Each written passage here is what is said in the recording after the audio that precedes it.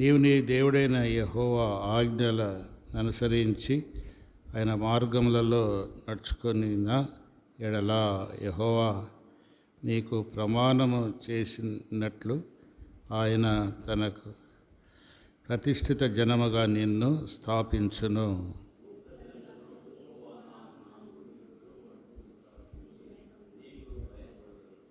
మరియు యెహోవా నీకిచ్చేదనని నీ పితరులతో ప్రమాణం చేసిన దేశమును యెహోవా నీ గర్భఫలం విషయంలోను, నీ పశువుల విషయంలోను, నీ నేల పంట విషయంలోను నీ సమృద్ధిగా మేలు కలుగజేయును.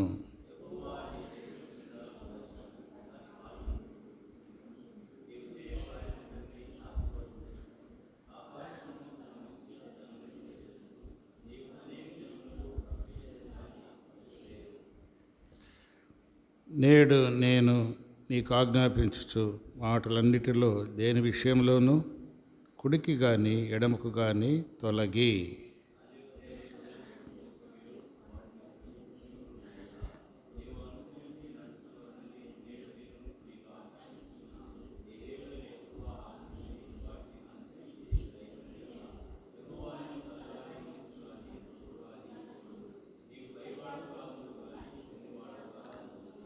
చదువుకున్న ఈ భాగాన్ని దేవుడు మన కొరకై ఆశ్రయించునుగాక.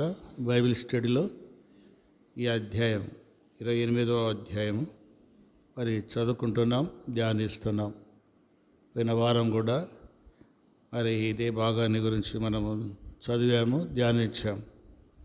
మరి యెహోవా మాట శ్రద్ధగా విని, అంటే దేవుని మాట మనం వినాలా. దేవుని మాట వింటే ఏముంది? ఆశీర్వాదాలు ఉన్నాయి. దేవుని మాట వింటే దీని గురించి మనం ధ్యానిస్తున్నాం. దేవుని మాట విన్నవారు. పోయిన వారము అబ్రహాము గురించి మనము ధ్యానించాం. అబ్రహాము దేవుని మాట విన్నాడు. తర్వాత యెఫ్తా దేవుని మాట విన్నాడు. యెఫ్తా దేవుని ఎదుట ప్రమాణం చేశాడు. తన ప్రమాణం మేరకు తన మాట నిలుపుకున్నాడు. అబ్రహాము కూడా మరి దేవుడు సెలవిస్తూ ఉంటే దానికి లోబడుతూ వచ్చాడు, విధేయత చూపుతూ వచ్చాడు. తన కుమారుని ఇవ్వడానికి సిద్ధపడ్డాడు. లేక పుట్టినటువంటి వాడు 99వ ఏట మరి కుమారుడు జన్మించాడు, వాగ్దాన పుత్రుడు. ఎటువంటి హోప్ లేనప్పుడు, ఎటువంటి నిరీక్షణ లేదు. కుమారుడు పుట్టేటంత వరకు కూడా ఎటువంటి నిరీక్షణ లేదు. షారాకు కానీ అబ్రహాముకు కానీ ఎటువంటి నిరీక్షణ లేదు. దేవుడేమో చెప్తున్నాడు, నీకు సంతానము కలుగుతుంది అని దేవుడేమో చెప్తున్నాడు. కానీ మీరు నమ్మలే. 17వ అధ్యాయంలో ఆ మాట రాయబడింది. ఇస్మాయిల్ ఉంచు చాలులే అన్నాడు. చూడండి, దేవునితోనే అన్నాడు. దేవుడు అన్నాడు, మీదట నీకు షారా కుమారుడిని కంటుంది, మరి ఇస్సాకు కనబడతాడని కూడా చెప్పాడు. పేరు పెట్టి కూడా చెప్తే లేదు ఇష్మాయిల్ను ఉంచు అన్నాడు. అంటే ఎటువంటి నిరీక్షణ లేనప్పుడు కుమారుడు పుట్టాడు. మరి దేవుడు ఏం చేశాడు? అబ్రహామును పరిశోధించి మరి తన కుమారుని దహన బలిగా అర్పించమన్నాడు. షారాకు కూడా తెలియదు, షారాకు కూడా చెప్పలేదు. దేవుడు ప్రత్యక్షమై దేవుడు ఆయనతో సెలవిచ్చాడు, నేను చూపించు పర్వతంలో నీవు నీ కుమారుని దహన బలిగా అర్పించు అన్నాడు. దహన బలి అంటే ఎట్లుంటుందంటే, దహన బలి విధి ఏమనగా లేవికాండంలో ఎక్కడ మనం చూస్తాం. దహన బలి విధి ఏమనగా అంటే దహన బలి పశువును చంపాలా, దాని చర్మాన్నంతా కూడా వల్చాలా, లోపల అవయవాలను తీసుకొచ్చి బలిపీఠం మీద దహించేయాల. చూడండి, ఎవరు చేయాలా ఈ పని? తండ్రి చేయాల. తన కుమారుణ్ణి ఏం చేయాలా? చంపాలా, చర్మం వల్చాలా. చర్మం వలిచి లోపల అవయవాలన్నీ తీసి బలిపీఠం మీద దహించి వేయాల, కాల్చివేయాల. సిద్ధపడ్డాడు, ఆ పని చేయడానికి సిద్ధపడ్డాడు. కత్తి ఎత్తాడు, కత్తి ఎత్తేటంత వరకు పరీక్షించాడు. అబ్రహామును పరీక్షించినట్లు దేవుడు మనల్ని కూడా పరీక్షిస్తాడు. మనం కూడా పరీక్షించబడాలి. పరీక్షించబడుట, ఎప్పుడు పరీక్షించబడతామో అప్పుడు మనం ఏమవుతామంటే మెరుగుపరచబడతాం. అది మన ఆత్మీయ జీవితము. ఏం కావాలా? మెరుగుపరచబడాలా, స్థిరపడాలా, బలపడాలా. అది దేవునికి మహిమకరంగా ఉండాలా. అందుకే పేతురు రాసిన పత్రికలో, మొదటి పేతురు రాసిన పత్రికలో ఏముంది? నశించిపోవు సువర్ణము అగ్ని పరీక్ష వలన శుద్ధిపరచబడుచున్నది కదా, దానికంటే అమూల్యమైన మీ విశ్వాసము ఈ శోధనలో. చదవండి అన్నమాట. మొదటి పేతురు రాసిన పత్రిక 1వ అధ్యాయం 7వ వచనం. నశించిపో సువర్ణము అగ్ని పరీక్ష వలన శుద్ధపరచబడుచున్నది కదా, దానికంటే అమూల్యమైన మీ విశ్వాసము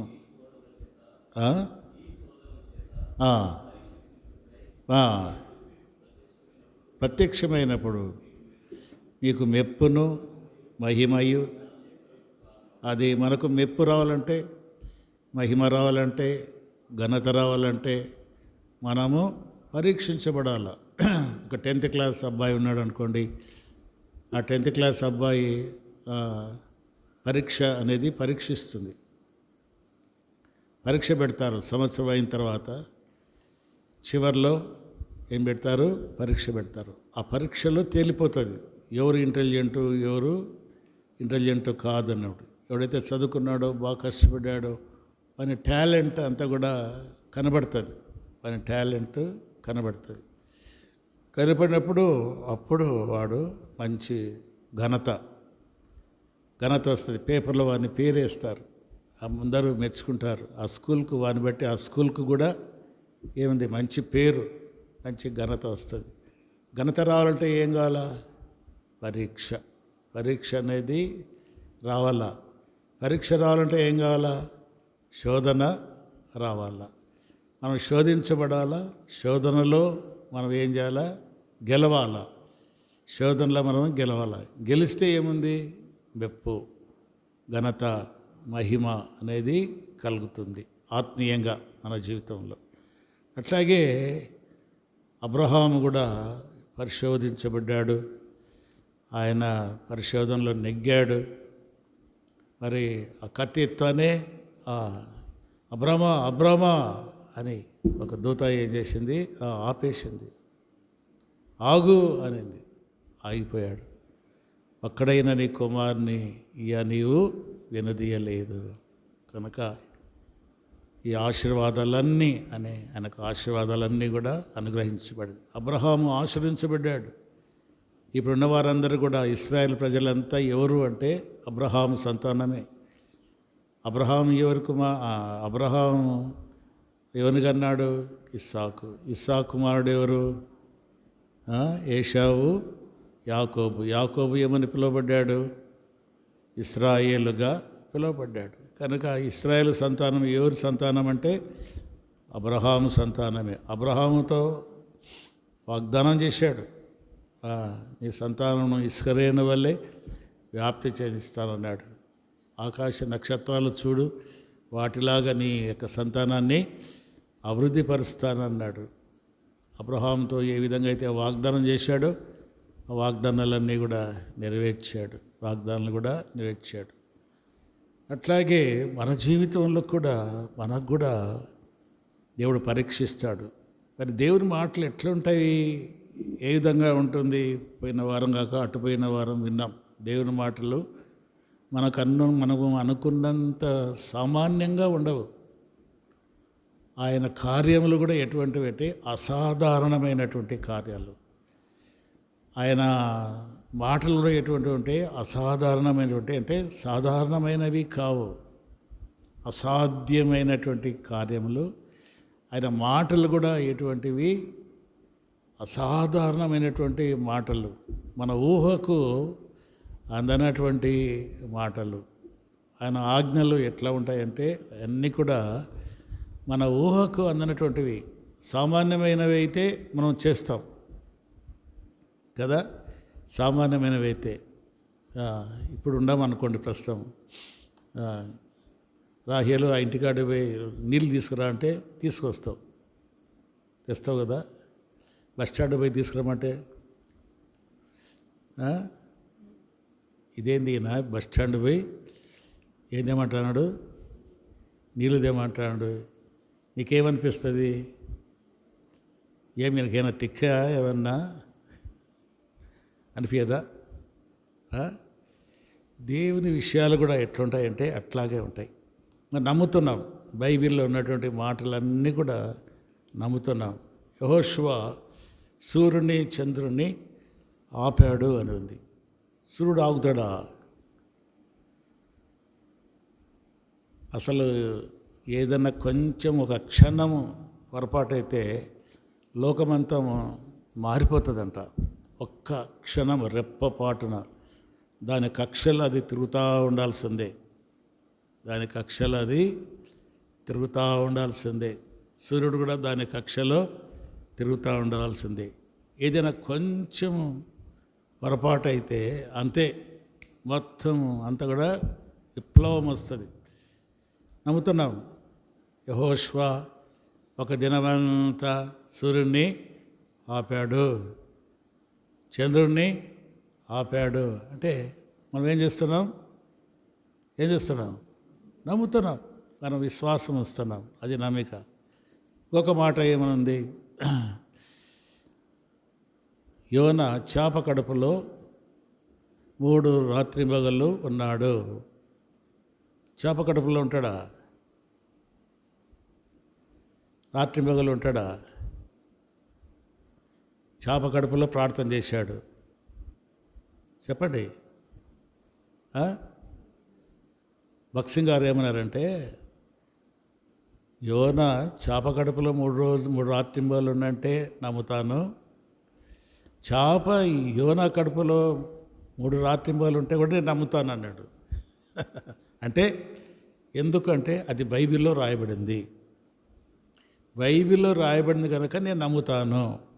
అది ఏమన్నా కానీ మన విశ్వాసము, సామాన్యమైనటువంటి విశ్వాసం ఏమిటి? అన్నీ అనుకూలంగా ఉంటాయి. ఏదైనా ఒక పని చెప్తే అన్నీ ఎట్లుంటాయి? అనుకూలంగా ఉంటాయి. దేవుని మాట అనుకూలంగా ఉండదు. దేవుని మాట అది ఎట్లుంటుంది? ఒక ఆశ్చర్యము కలిగించేదిగా ఉంటుంది. ఒక దోణిలో వెళ్తున్నారు శిష్యులు, యేసు ప్రభు కలిసి దోణిలో వెళ్తున్నారు. మరి తుఫాను వచ్చింది. తుఫాను వస్తే ఏం చేయాలా? అన్ని పడవలకు వస్తుంది. మరి ఎవరి పడవకు రాలే, వీళ్ళ పడవకి వచ్చింది. ఎట్టొస్తుంది? గాలి తుఫాను వీస్తా అంటే మిగతా పడవలకు రాలే. ఏ పడవకు వచ్చింది? యేసు ప్రభున దాంట్లోనే. యేసు ప్రభు ఏం చేశాడు? గాలిని గద్దించాడు, తుఫాను ఏం చేశాడు? గద్దించాడు. రెండు ఏమయ్యాయి? లోబడ్డాయి. గాలి లోబడుతుందా? తుఫాను లోబడుతుందా? ఒక పాట ఉంది, హోరుగాలి తుఫానులో చిరుదివ్యగా నన్ను ఉంచాడు. ఎందుకు ఉంచాడంటే వెలిగివ్వడానికి. ఆ పాట ఒక భక్తుడు రాశాడు. ఎవరు రాశారో మనకు తెలీదు. హోరుగాలి తుఫానులో ఒక చిన్న దీపంలాగా నన్ను పెట్టాడంట. ఆ దీపం ఎందుకు పెట్టాడంటే ఆ హోరు గాలిలో, ఆ తుఫానులో వెలగడానికి. వెలుగుతుందా? ఏమ్మా చెప్పండి, మీ విశ్వాసం ఎట్టింది? అయితే అది ఎవరి మాట? అది మనం అట్లా దేవుని మాట కనుక ఏముంది? నమ్మాలా. దేవుని మాట కనుక నమ్మాలా. కోడికి 3 కాళ్ళు నమ్ముతావా? చెప్పండి. కోడికి ఎన్ని కాళ్ళు? అయితే ఎవరు చెప్పారు ఆ మాట? ఎవరు చెప్పారు? ఆశ్చర్యం. అంటే నేను చెప్పాను కదా, ఆయన మాటలు, ఆయన కార్యములు అన్నీ ఎలా ఉంటాయి? అసాధారణంగా ఉంటాయి. వేరే వాళ్ళకి ఏమనిపిస్తుంది? ఏమి తిక్కా ఏమినికి? కోడికి ఏమన్నా 3 కాళ్ళు ఉంటాయా? 2 కాళ్ళే కదా. అయితే మన విశ్వాసం ఏమిటి? ఎవరు చెప్పారు ఆ మాట? దేవుడు చెప్పాడు. మనం లోకానికి ఎట్లా కనపడాలా? వెర్రివారంగానే కనపడతాం. ఏమినికి ఏమైనా పిచ్చా ఏంది? ఏం తీయడు? అవుడు దేవుడు చెప్పమన్నాడు. కోడికి 3 కాళ్ళని చెప్పమన్నాడు. నేను చెప్తున్నా, ప్రజలందరూ ఏమనుకుంటారు? ఏమినికి మెంటలా? కోడికి ఎక్కడైనా 3 కాళ్ళు ఉంటాయా? అయితే దేవుని మాట అట్టుంటుంది. దేవుని మాటలు అలా ఉంటాయి. దేవుని కార్యాలు అలా ఉంటాయి. ఆశ్చర్యాన్ని కల్పించేగా ఉంటాయి. మనకు అవి ఎట్లా ఉంటాయి? మన ఊహలాగా ఉండవు. మన ఊహ, మనము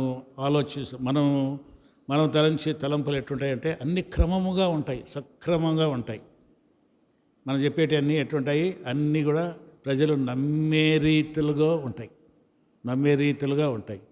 అయితే దేవుని మాటలు ఎట్లుంటాయి? ఆశ్చర్యాన్ని గొలుపుతాయి. అది ఎవరు మాట్లాడారు? ఉన్నది ఉన్నట్లుగా, లేనిది ఉన్నట్లుగా, ఉన్నది లేనట్లుగా. చూడండి, అన్నీ ఆయన కార్యాలన్నీ కూడా ఎట్లా ఉంటాయంటే అన్నీ. అయితే మనం ఏం చేయాలా? దేవుని బిడ్డలమైన భక్సింగ్ గారు ఆ మాట అంటే నాకు కూడా విధంగా ఎంతో ఉత్సాహం కలిగింది. నాకు కూడా కలిగింది. చాపకడుపులో యోనా 3 రాత్రింబవళ్ళు ఉన్నాడు. మరి యోనా కడుపులో చేప కూడా 3 రాత్రింబవళ్ళు ఉంది అంటే ఆ మాట బైబిల్లో రాస్తే నేను నమ్ముతాను. కనుక మన నమ్మకం అందుకే విశ్వాసము ద్వారానే అంట. విశ్వాసం లేకుండా దేవునికి ఇష్టడై ఉండుట అసాధ్యము. విశ్వాసము అనేది చాలా నమ్మాల. మన నమ్మిక ఎట్లా అనిపిస్తుంది అంటే లోకానికి గ్రుడ్డిగా అనిపిస్తుంది, అమాయకంగా అనిపిస్తుంది. వీళ్ళే మనుషులరా వీళ్ళు వీరికి అని ఒక విధమైనటువంటి వింత కలిగేటట్లుగా ఆ మాటలు ఉంటాయి. అయితే లోకానికి మనం వింతే, కానీ దేవుని దృష్టికి మనము ఎవరం? శక్తి గలవారం. అది బలమైనటువంటి వారం.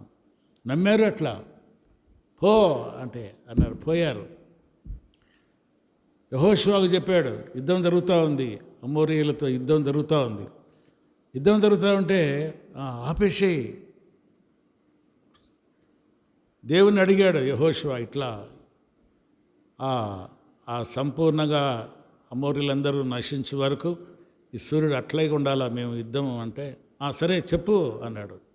దేవుడు ఎవరికి ఆజ్ఞాపించాడు? యెహోషువ గంభీరంగా చెప్పాడు సూర్యునితో, సూర్యుడా నువ్వు ఆగు. సూర్యుడేమయ్యాడు?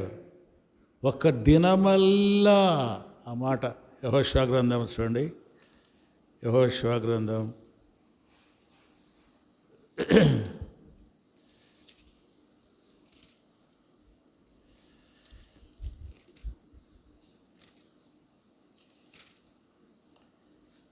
10వ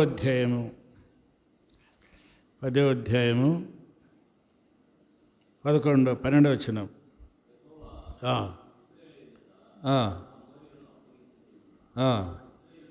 ఇశ్రాయేలు వినుచుండగా, సూర్యుడా నీవు గిబియోనులో నిలువుము, చంద్రుడా నువ్వు అయ్యాలోను లోయలో నిలువుము. జనులు తమ శత్రుల మీద పగ తీర్చుకునే వరకు సూర్యుడు నిలిచెను, చంద్రుడు ఆగెను అన్నమాట రాయబడినది కదా. చదవండి.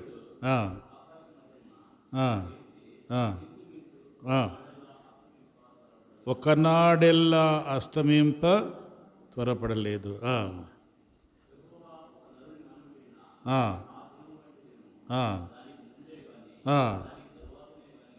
చూడండి, ఒక మన మానవుని ఎంతగా హెచ్చించాడు, ఎంతగా కనపరిచాడు, ఎంత శక్తి ఇచ్చాడు ఆ మాటకు, ఎంత విలువ ఇచ్చాడు.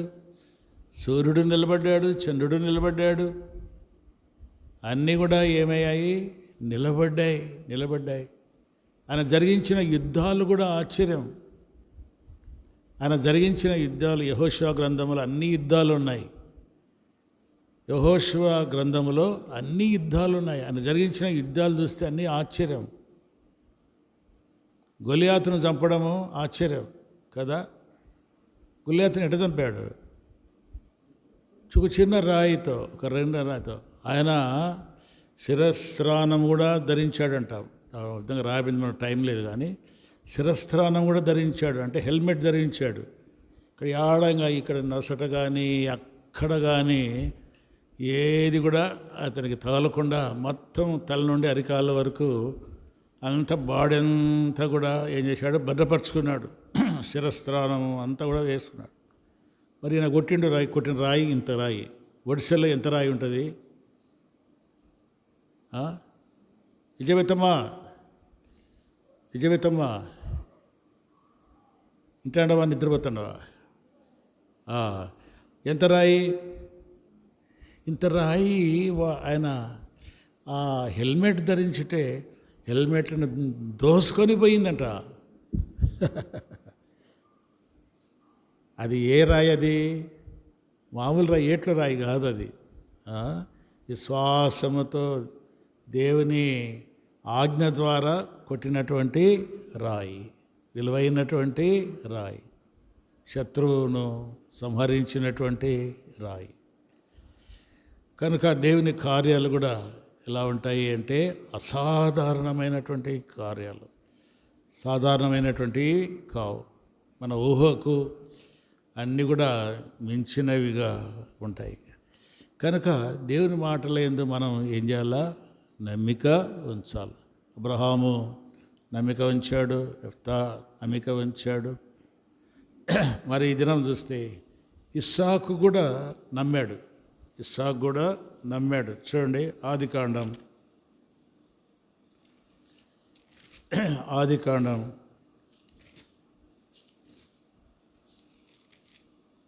26వ అధ్యాయము, ఆదికాండము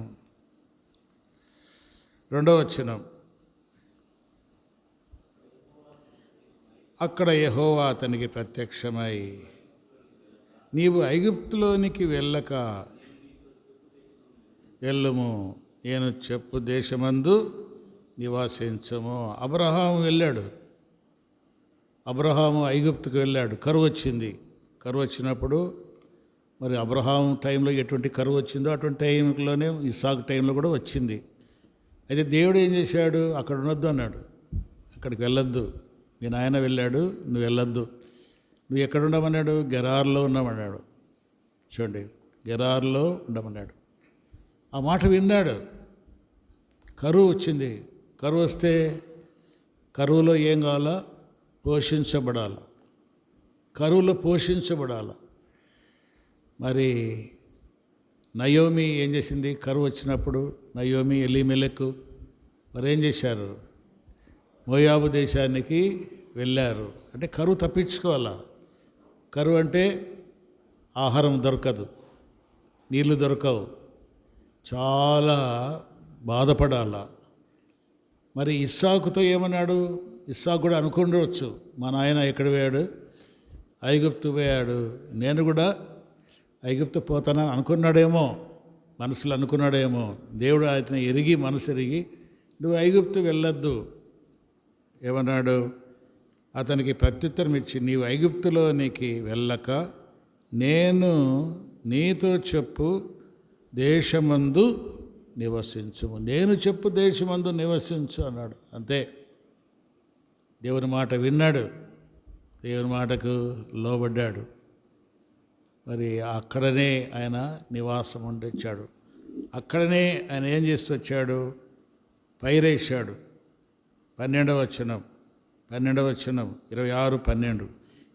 ఇస్సాకు ఆ దేశమందున్నవాడై విత్తనం వేసి ఆ సంవత్సరము 100 అంతలు ఫలం పొందెను. యెహోవా అతన్ని ఆశ్రయించిన గనుక గొప్పవాడైన యెహోవా ఆయన ఆశ్రయించాడు. యెహోవా ఆయనను ఆశ్రయించినందువలన గొప్పవాడైన.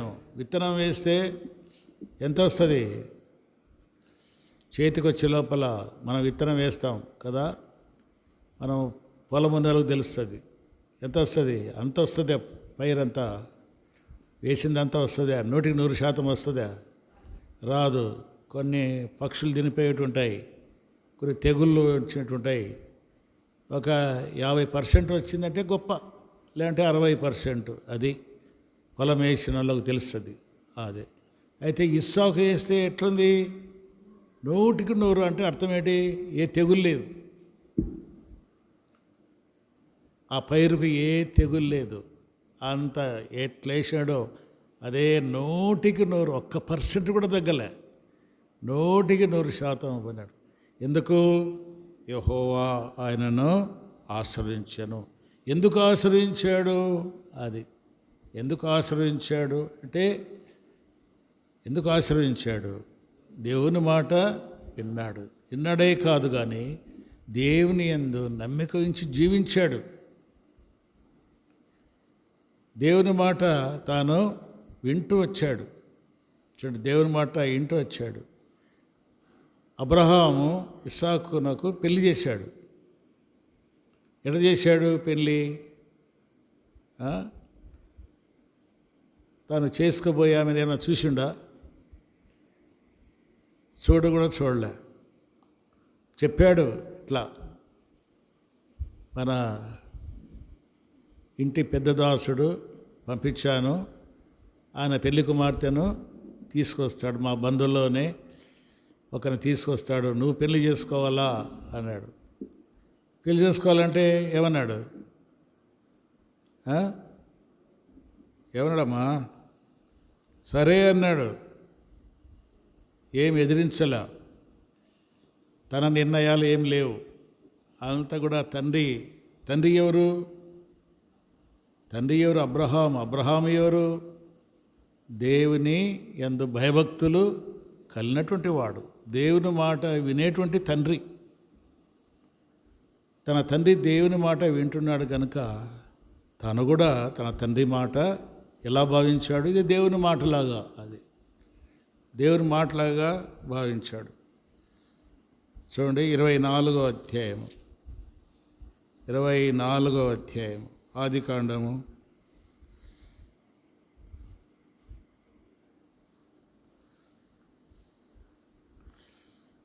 63వ వచనం చూద్దాం. సాయంకాలం అయినప్పుడు ఇస్సాకు పొలములో ధ్యానింప బయలు వెళ్ళి కన్నులెత్తి చూసినప్పుడు ఒంటెలు వచ్చుండెను. రిబ్కా కన్నులెత్తి ఇస్సాకును చూచి ఒంటె మీద నుండి దిగి మనలను ఎదుర్కొనుటకు పొలములో నడుచున్న ఆ మనుష్యుడెవడని దాసుని అడుగగా ఇతడు నా యజమానుడని చెప్పాను. కనుక ఆమె ముసుగు వేసుకొనెను. అప్పుడు దాసుడు తాను చేసిన కార్యములన్నీ ఇస్సాకుతో వివరించి చెప్పాను. ఇస్సాకు తల్లిన షారా గుడారంలోనికి ఆమెను తీసుకొని పోయెను. చూడండి, తండ్రి యొక్క మాట వింటున్నాడు. తన పెద్ద దాసుడు, అబ్రహాం యొక్క పెద్ద దాసుడు, ఆయన ఏం చేశాడు? ఇస్సాకునకు వధువును తీసుకొచ్చాడు. తండ్రి క్రమము, తండ్రి ఆర్డర్ ఇది అని లోబడ్డాడు, విధేయత చూపించాడు. ఇప్పుడు పెళ్ళిళ్ళు జరుగుతున్నాయి, అన్నీ కూడా ఎట్లున్నాయి? సొంత నిర్ణయాలే. అందుకే నిలబడ్డంలే, ఏ పెళ్ళిళ్ళు కూడా చక్కగా నిలబడ్డంలే. 1 సంవత్సరం గట్టిగా చేసే లోపల కష్టమవుతుంది. వేరైతే ఉండరు, విడిపోతున్నారు. అంత భయంకరమైన పరిస్థితులు ఇప్పుడు ప్రస్తుతం ఉన్నాయి. ఆనాడు పొలంలో ఉండేటువంటి వాడు, ధ్యానించేటువంటి వాడు ఇస్సాకు, తండ్రి మాట వినేటువంటి వాడు, రక్షణ పొందినటువంటి వాడు, దైవికమైన వాతావరణంలో పెరిగాడు. ఇస్సాకులో మనం బైబిల్లో చూస్తే ఇస్సాకులో ఎక్కడ లోపము కనబడలే, ఎక్కడ కూడా లోపము కనబడలే.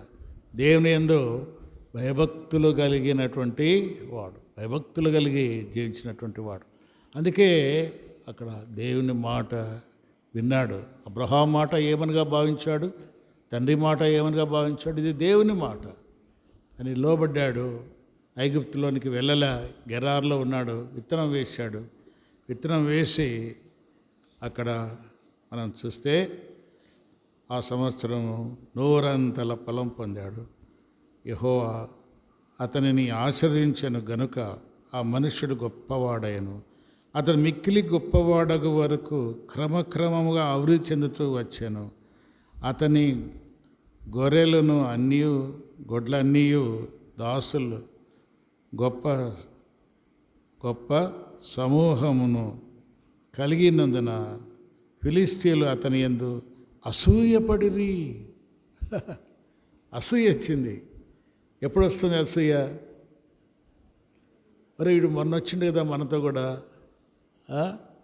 మొన్న వచ్చిండే, ఏందబ్బా ఇంత మార్పు, ఏమైనా చేస్తున్నాడు, ఎంత గొప్పవాడైపోయాడు, ఎంత భూమి సంపాదించాడు, ఈ దేవుని ఆశీర్వాదం ఎట్లుంది? అసూయపడినట్లు ఆశీర్వాదం, అది ఆశీర్వాదము అది వేరు. కానీ మరి అందరూ అసూయపడే రీతిలో ఆశీర్వాదం. మన దేవుడు కూడా అంతే. మనం కూడా దేవుని మాట మనం వింటూ ఉంటే, దేవుని మాటను మనము విని దేవుని మాటకు లోబడుతూ మనం జీవిస్తూ ఉంటే నిజంగా అంతగా మనల్ని హెచ్చిస్తాడు. తలగా ఉంచుతాడంట, తలగా ఉంచుతాడు, తోకగా ఉంచడు. ఒక ఉన్నతమైనటువంటి స్థానం, తలగా ఉంచుతాడు. దానియేలుతో అన్నాడు, దానియేలుతో ఏమన్నాడు? నీవు బహుప్రియుడవు. దేవుడే ఆయన గురించి ఏం చెప్తున్నాడు? సాక్ష్యం ఇస్తున్నాడు. దేవుడే సాక్ష్యం ఇస్తున్నాడు. దానియేలు దేవుని దృష్టికి ఎట్లా ఉన్నాడు? బహుప్రియుడు. ప్రియుడు మా స్వార్థమా, నిద్రపోతాడేమో, నిద్రపోక తల్లి, బహుప్రియుడు అంటే మనం చూస్తే అక్కడ ఆయన ప్రేమించుటలో ఎటువంటి కల్మషం అనేది లేదు. బహుప్రియుడు అంటే 100%, 100%. ఆ మాట చదువుకుందాం చూడండి. దానియేలు గ్రంథం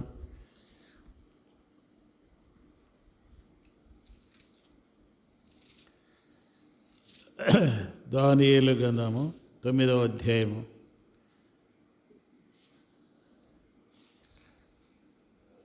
చదవండి. నీవు బహుప్రియుడవు గనుక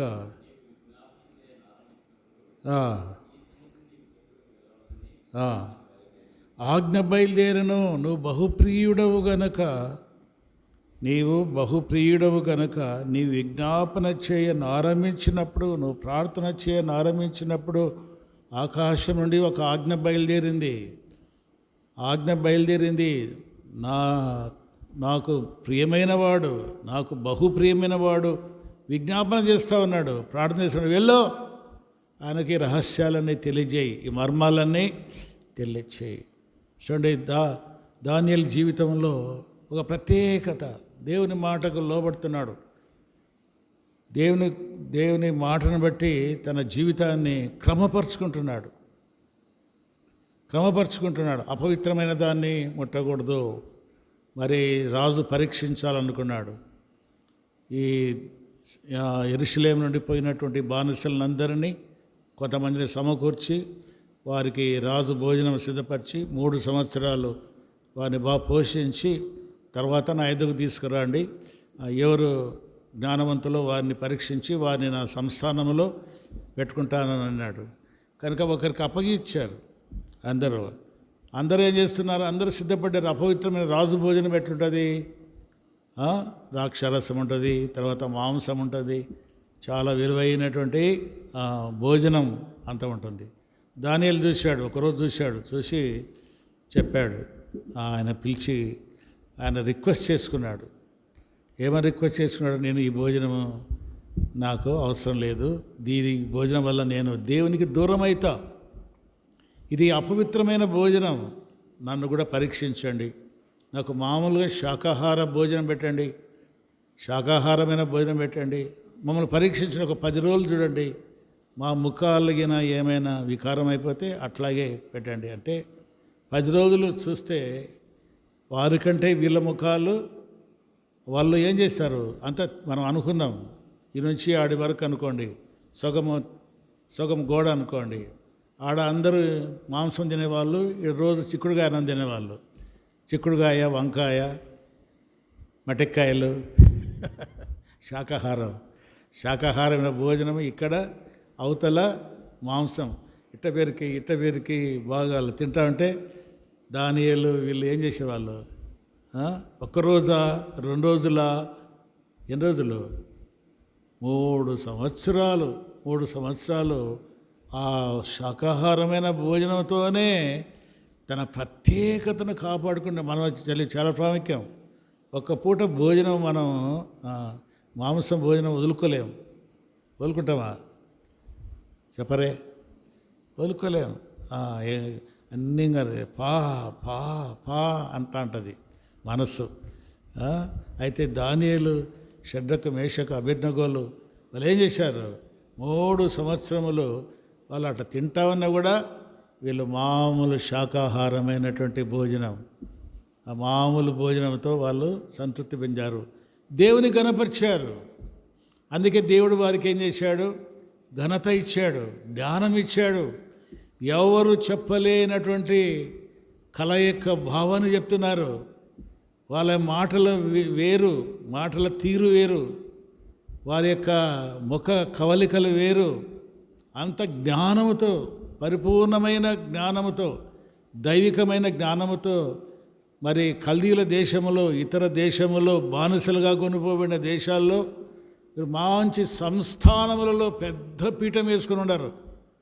6వ అధ్యాయము చూస్తే చూడండి, దానియేలు గ్రంథము 6వ అధ్యాయములో దానియేలు ఎంతటి స్థానంలోనికి పోయాడు అంటే ఎంతగా దేవుడు హెచ్చించాడు చూడండి. 6వ అధ్యాయము 2వ వచనం నుండి 3వ వచనం, ఫస్ట్ నుంచి చదవండి. దాని రాజ్యం అంతటిపైన అధిపతులుగా ఉండకై 120 మంది అధిపతులను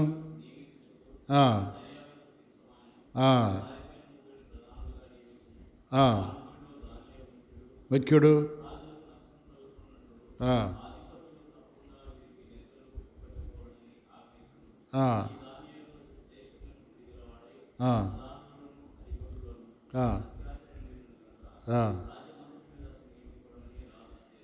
కనుక ఇక్కడ చూస్తాం 120 మంది ఎన్నుకున్నారు రాజ్య అధిపతులు.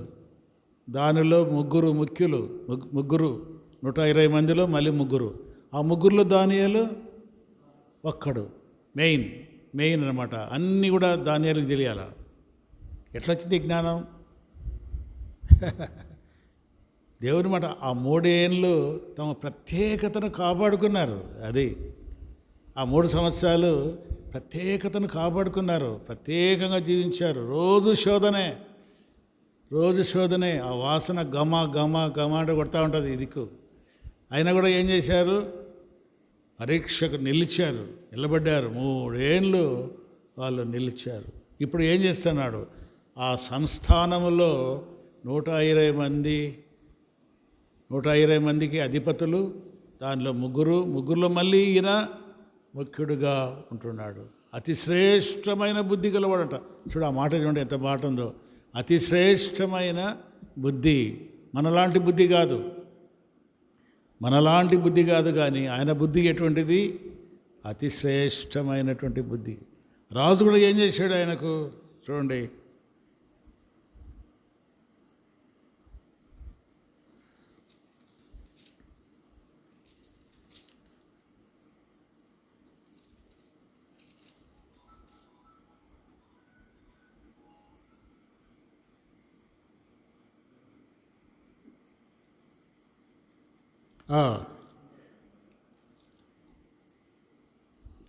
ఎన్నో అధ్యాయము?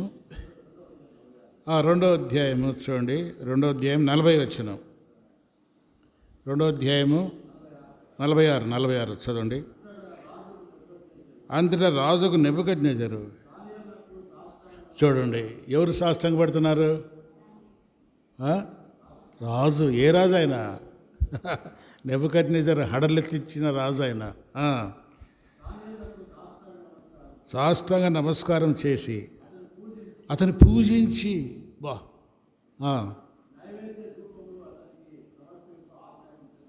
పూజించి సాష్టాంగపడమే కాదు, ఇంకా ఏం చేశాడు? పూజించి. ఎవరిని పూజ చేయాలా?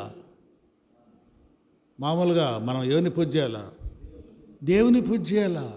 అంటే నెబుకద్నెజరు దృష్టిలో ఎట్లా కనబడుతున్నాడు దానియేలు? దేవుడిగా కనబడుతున్నాడు. ధూపం వేశాడు. ధూపం ఎవరికి వేస్తారు? దేవునికి వేస్తారు. ధూపం వేశాడు. ధూపం వాళ్ళు ఎవరంటే ఎవరు వేయకూడదు. ధూపము దేవునికి వేస్తారు. పూజించాడు, సాష్టాంగపడ్డాడు. అంటే నేను ఎందుకు చెప్తానంటే అంతగా హెచ్చించాడు. ఏమిటి ఆయనలో గొప్పతనం? ఏమిటి? 3 సంవత్సరాలు, 3 సంవత్సరాలు తన పవిత్రతను కాపాడుకున్నాడు. మనం కూడా అంతే. కొద్దిగా పరీక్ష, కొద్ది దినములే శ్రమ. ప్రకటనలో అయితే 10 దినాలే సంఖ్య కూడా ఉంది. 10 దినాలే శ్రమ. ఆ తర్వాత ఏముందంట? జీవకిరీటం. జీవకిరీటం ఊరికి వస్తుందా? 10 దినాలన్నా శ్రమ పడద్దా? ఏమా 10 దినాలన్నా శ్రమ పడద్దా? నాకు ఏ శ్రమ వద్దు, ఏ బాధ వద్దు, దగ్గుపడిసం కూడా పట్టకూడదు, తలనొప్పి కూడా రాకూడదు. దగ్గుపడిసం వచ్చినా కూడా మనం విమర్శిస్తాం, దేవుని విమర్శిస్తాం. చాలామంది ఉన్నారు అట్లా.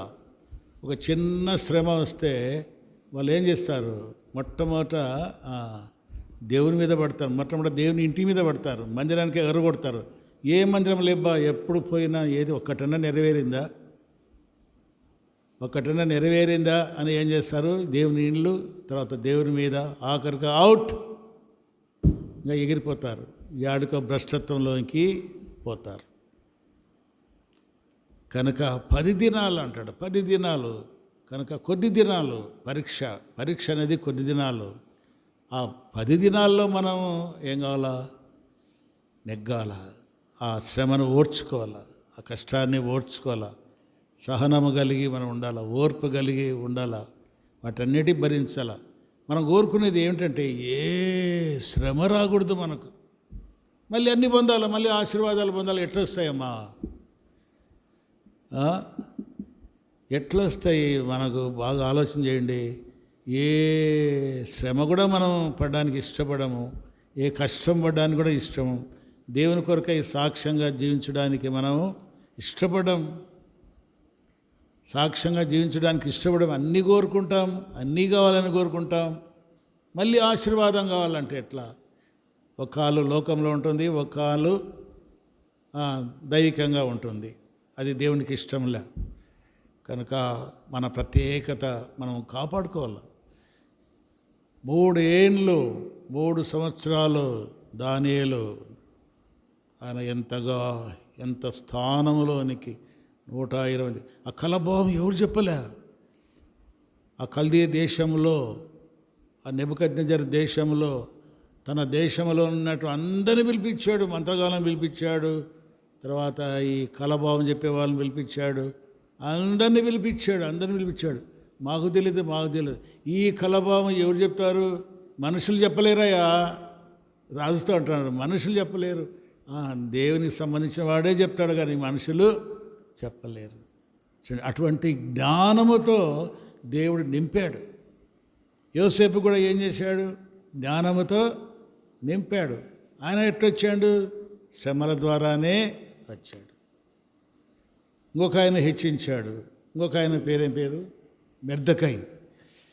మెర్దెకైని కూడా హెచ్చించాడు. చూడండి, ఎస్తేరు గ్రంథము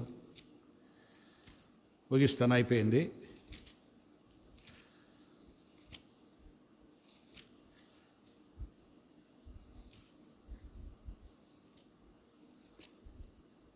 ఆ, ఎస్తేరు గ్రంథము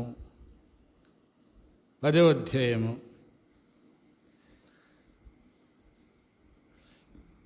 3వ వచనం. అలాంటి 2వ వచనం చదవండి. మొర్దెకై ఆ, ఆ, ఆ, ఆ, ఆ, ఆ, ఆ.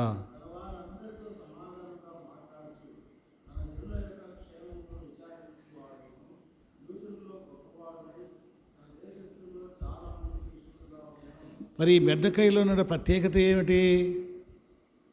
ఇతడు ఎక్కడ ఉన్నాడు? ఆ రాజ్యములో ఎక్కడ ఉన్నాడు? ద్వారపాలకుడుగా ఉన్నాడు, గేట్ వాచ్మ్యాన్. అక్కడ హామాన్ అనేటువంటి ఆయన ఉన్నాడు. హామాను రాజు, హామాను ఏం చెప్తే రాజు అతని మాట వింటాడు.